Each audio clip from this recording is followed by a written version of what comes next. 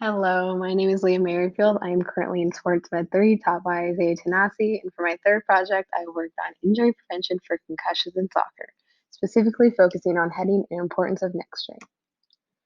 My client for this project was Mackenzie Nealis, a super competitive soccer player who utilizes heading in the game.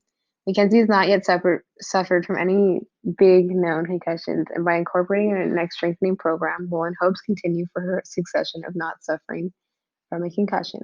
For this program, I wanted to further Mackenzie's knowledge of the seriousness and mental impact of obtaining a concussion. I also wanted to show and guide her through how bettering neck strength betters technique, which thus in return heightens the prevention of getting a concussion. When it comes to the concussion statistics themselves, there's a large topic of discussion in how gender has proven to show a difference between occurrences and probability of concussions. Studies show that girls soccer have the second highest concussion recordings. Girls are 2 times more likely to get a concussion from guys, most likely due to more neck strength development in guys, along with more recordings of girls reporting symptoms. For heading itself in soccer, though head-to-head contact is the top cause of concussions, 30% is pretty high for concussions coming from heading. As concussions from heading can be preventable, dropping 30% would be significant. Obtaining concussions from heading also comes from form, which is crucial. Keeping the eyes open and knowing where the ball is, keeping the neck stabilized and strong, and aiming for your hairline are key points to heading. But the most important part is to not let the ball hit you and you hit the ball. You not going into the ball allows for more energy to transfer through your head and into the brain, making for a whirlwind for the brain to go through.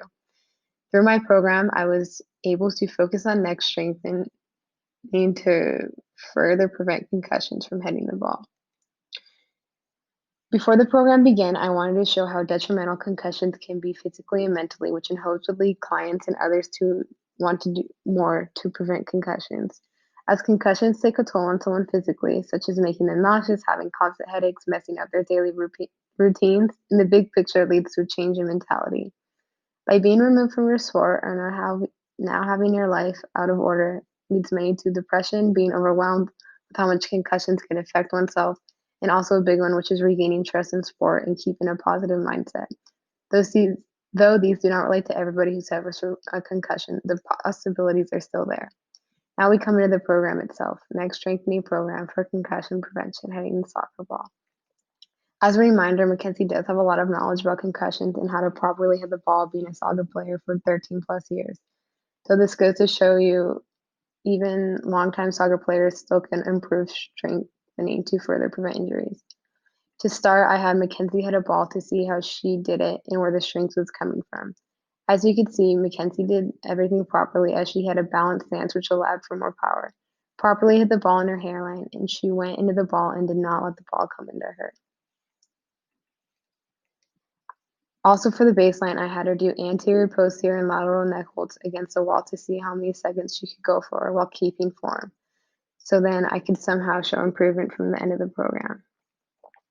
For the warm-up, I had Mackenzie perform neck circles, neck flexion and extension, right and left lateral flexion, and also have her roll out the back of her neck with a lacrosse ball or foam roller.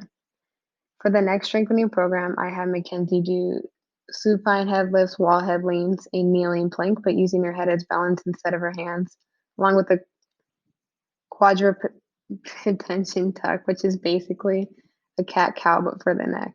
As the program progressed and exercises became somewhat easy, adding a resistance band or holding certain positions for longer could be used to progress the program.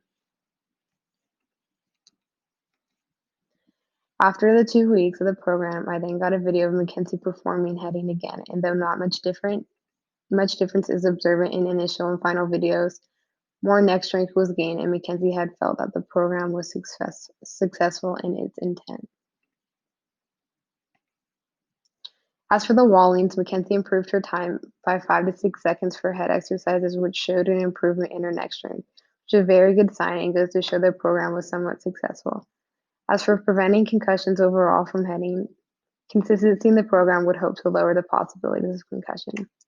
From the program, more knowledge in what comes with having a concussion, the importance of a proper way to head, a successful neck strengthening project, and the hope that exercises can carry on to prevent concussions were all obtained and utilized throughout this project. Thank you.